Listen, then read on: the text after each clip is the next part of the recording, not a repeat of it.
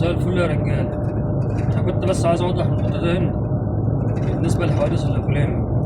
دلوقتي احنا على طريق سريع اهو وداخلين على تحويله.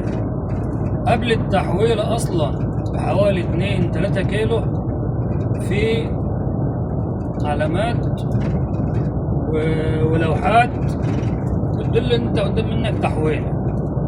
تمام، بيجيب لك السرعه القصوى، يعني سرعه الطريق 140، بيخفض لك الطريق لحد ما يوصل ل 50 او 30 كمان. تمام، الكلام ده قبل التحويله ب 2 أو 3 كيلو. تعالى بقى واحنا داخلين على التحويله، طبعا الطريق قدام مننا 4 حارات اهو. تمام، والطريق كله نور، طريق كله نور. تعالى بقى احنا داخلين على التحويله اهو، اتفرج على اللي معمول على التحويله ده. حواجز بلاستيك بخط نور، مش واخده حاجه من الطريق، خلاف الاشارات الضوئيه، خلاف خط النور اللي على الحواجز. تمام، العدد ده كله لسه ما خدش حاجه من الطريق، ده حاره اتخذت من الطريق.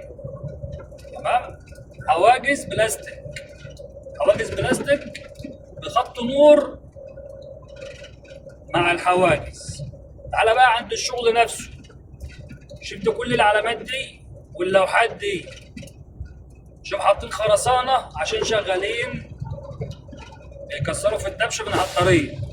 خرسانه، الناس دي عندها اهم حاجه حياه الناس. الحكومه هنا اهم حاجه عندها رقم 1 حياه المواطن او المقيم. تمام، مش زي عندنا ما فيش ب 2 جنيه سيفتي، احنا ما عندناش ب 2 جنيه سيفتي نهائي. طريق زي طريق الاقليمي اللي عليه في اليوم 3-4 حوادث مميته، موت ودمار. تمام، ما عليهوش ب 2 جنيه سيفتي، حاطين لي يلا بنادير في نص الطريق وقاسمين لي الطريق نصين. طبعا الطريق الاقليمي 3 حارات، انت لما تقسم لي الطريق الاقليمي طريق 3 حارات تقسمها بالنص، يبقى حاره ونص رايحه وحاره ونص جايه. الحاره ونص دي ماشي وضع عربيه نقل، تمام، وجنبها عربيه ملاكي. دي حاجه. انت حاطط لي في النص حواجز خرسانيه. يا ريتها حواجز الخرسانيه من اللي هي مظبوطه، لا، حواجز خرسانيه خفيفه. ماشي، عند كل داخل البلد طبعا بتاع موتوسيكل عايز يعدي، بتاع ملاك عايز يعدي، بيحاول ان هو يفتح له سكه عشان بدل ما يلف 5-6 كيلو قدام، لا، هيفتح سكه عشان يخش قصاد الفتحه بتاعت بلده. بيضطر ان هو ينزل يزق الحاجز ده شويه، بيزق الحاجز ده بيفتح. لو فتح بعيد عن الصف اللي هو مصفوف فيه 10 سم بالظبط بره الصف، بيسبب كارثه. ليه؟ الحاره اللي العربيات ماشيه فيها حاره ونص، يعني يعتبر حاره ونص. يعني انت لو جنب منك عربيه ملاكي انت بتاخد اقصى، بالنسبه للنقل انت بتاخد اقصى اليمين خالص عشان تعدي العربيه الملاكي. تمام، دي حاجه. حكايه السيفتي واللوحات الارشاديه والكلام ده معدوم نهائي في مصر. هم اخرهم يعملوا مطبات عند التحويلات او عند الحته المنطقه اللي فيها الشغل، بتسبب كوارث اكتر من الطريق نفسه. يعني مطبات بدون لوحات ارشاديه، بدون لوحات ضوئيه،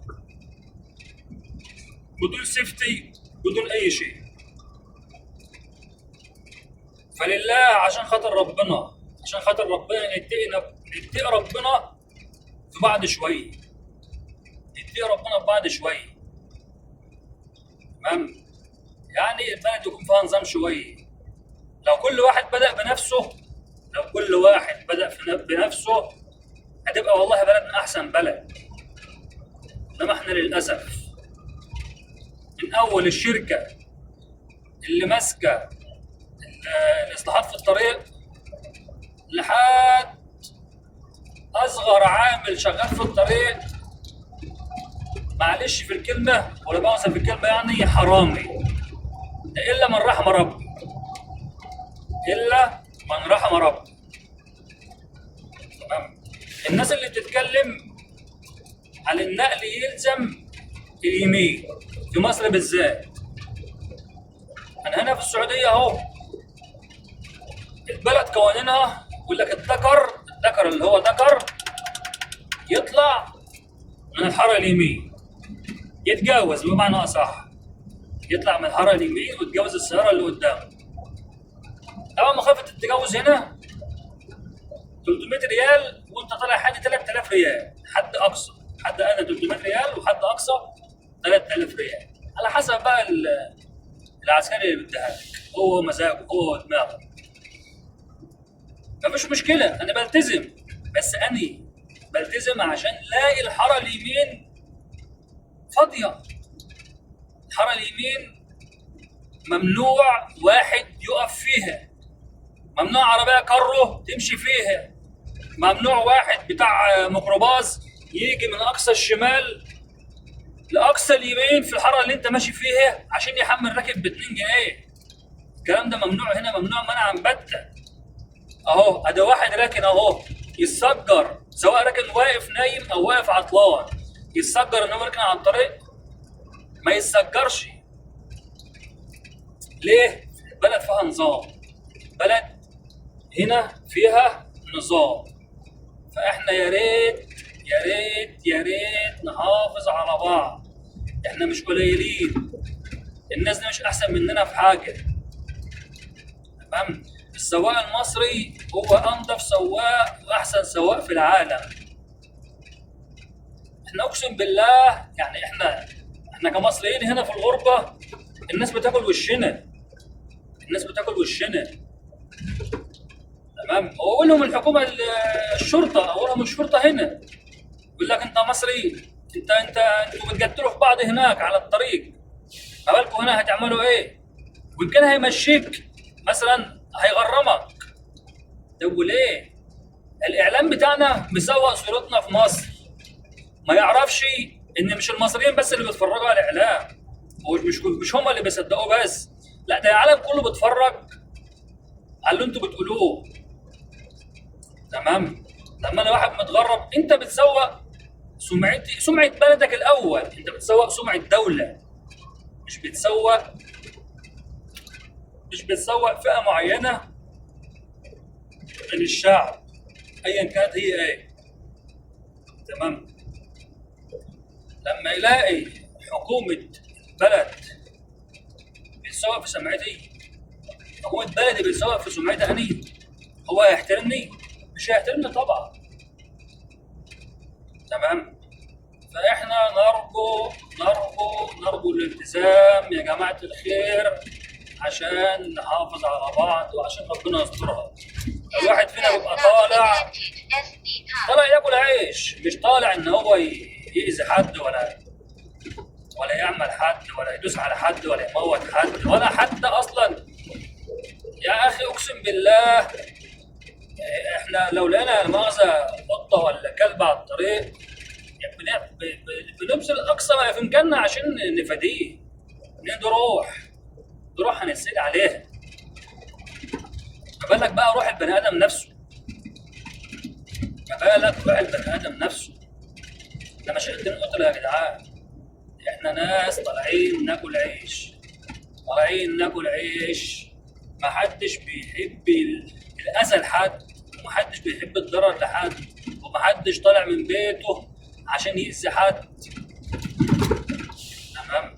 اللي طالع من بيته وعارف ان هو هيأذي حد والله ما هيطلع. لو هو عارف ان هو هيطلع ويحصل معاه كده والله ما هيطلع، بس ما حدش بيخش في علم الغيب، هو ده قدره وهو ده نصيبه. تمام. يعني يا ريت الناس يعني تبص لنا بعين الرحمه شويه، يا ريت الحكومه بتاعتنا تبص لنا بعين الرحمه شويه، بعين العدل مش بالرحمه، يعني بعين العدل. يعني سواق زي بتاع الاقليمي ده يعني ياخد 15 سنه ليه سجن ليه؟ 15 سنه سجن ليه؟ صاحب السياره انا عارفه معرفه شخصيه، تمام، راجل عنده ما شاء الله اسطول سيارات، وانا ايام ما كان معايا درجه تانية ودرجه ثالثه انا كنت اتمنى ان انا اركب مع الراجل ده، بس الراجل ده اصلا ما بيركبش سياراته الا سواقين درجه اولى، ناس معلمين. بس نرجع وفي الاخر ونقول اذا كان السواق ده فعلا مع درجه تانية الله اعلم بظروفه، هو مثلا اشفق عليه وركبه. اللي معاه درجه تانية يا جماعه برضه ما هوش يعني ما هوش ترحلي، اقسم بالله بيبقوا في تبعين ما معهمش رخص خالص، بيبقى احسن من سواقين درجه اولى. المساله هنا مش مساله رخص، العمليه مش عمليه رخص. ياما في ناس جابت رخص وهي اصلا والله ما تعرف ترجع خطوتين بجرار ورا ولا جرار ولا تريل، بس هي جابت رخصه وخلاص، هي رزقها كده، تمام. ف يعني نبص لبعض بعين العدل، نبص لبعض بعين العدل، وكفايه تشويه في سمعه بعض وفي صوره بعض عشان خاطر ربنا، ثم عشان خاطر عيالنا. يعني عيالنا اللي بيتفرجوا على الاعلام ويسمع اللي هو بيتقال علينا نفسيتهم بتتعب، فاتقوا ربنا فينا، اتقوا ربنا فينا، احنا بشر من لحم ومن دم، اتقوا ربنا فينا عشان خاطر ربنا مش عشان خاطر حد.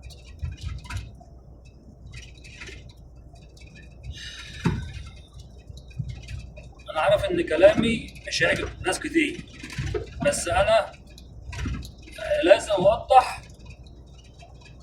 اللي بيحصل بالظبط، ونكتشف ونشوف الغلط فين. ايا كان المتسبب لازم يتحاسب، سواء سواق او صاحب سياره ما بيصينش سيارته وحطه تحت الصيانه ديت 10000 خط، صاحب سياره ما بيصينش سيارته، تمام، ده برضه يتحاسب، تمام. سواق مهمل يتحاسب، مهندس ولا مقاول مهمل لازم يتحاسب. انا مش ضد الحساب والعقاب، لا، بس بما يرضي الله. ما نعلقش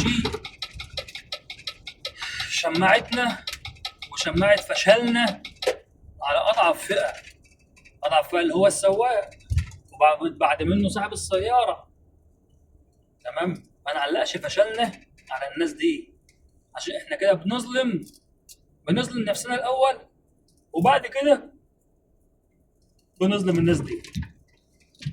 الناس دي يا جدعان ما حلتهاش غير سلاحها. يعني الراجل اللي اتحبس 15 سنه ده الله اعلم بظروفه وبظروف بيته وعيلته، الله يكون في عونه، تمام. احنا ممكن اي حد مننا في اي لحظه يتحط في نفس الموقف ده، وربنا يسترها علينا وعليكم وعلى جميع الناس اللي ماشيه على السكه.